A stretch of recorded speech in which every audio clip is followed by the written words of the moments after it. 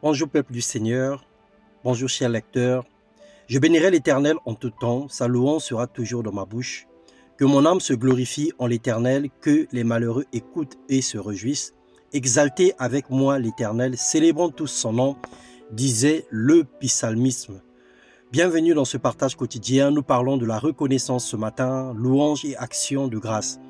Dans les psaumes, le chapitre 34, les versets 5 au verset 8, la Bible déclare: j'ai cherché l'Éternel, il m'a répondu, il m'a délivré de toutes mes frayeurs.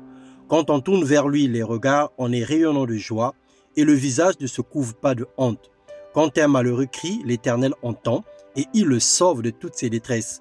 L'ange de l'Éternel campe autour de ceux qui le craignent, et les arrache au danger.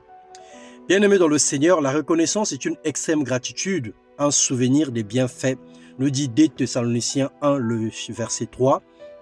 Une personne reconnaissante a un cœur plein de joie et des lèvres qui confessent sans cesse le nom de l'Éternel.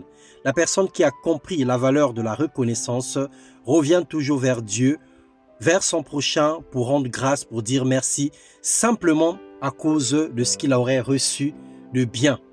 Luc 17, 14 à 15 nous en parle. Notre attitude de reconnaissance montre à quel point nous comptons sur Dieu et que nous dépendons totalement de lui, mais également combien sa grâce nous suffit, parce que nous savons que sans lui, nous ne pouvons rien faire. En étant reconnaissants, l'orgueil est placé sous nos pieds, car nous savons que nous pouvons tout perdre en un clic, en un seul instant, en un claquement de doigts, et que rien de ce que nous avons nous appartient réellement, parce que nous sommes locataires et pèlerins sur la terre. Une personne reconnaissante est celle qui a aussi la foi, car elle reconnaît que tout ce que Dieu fait est bon. Aussi petit que ça peut être, aussi grand que ça peut être, nous reconnaissons les bontés de Dieu en toutes choses. Le don de Dieu ou le cadeau que Dieu peut nous donner, quelle que soit sa forme ou sa nature, nous disons merci. Nous rendons grâce et nous bénissons le Seigneur pour cela. Au lieu de se plaindre de ce que nous n'avons pas, rendons plutôt grâce à Dieu pour le peu que nous avons. Et le peu que nous avons aujourd'hui, c'est le souffle de vie. C'est la grâce de pouvoir parler, de pouvoir écouter, de pouvoir marcher, d'avoir un travail même si cela n'est pas au top.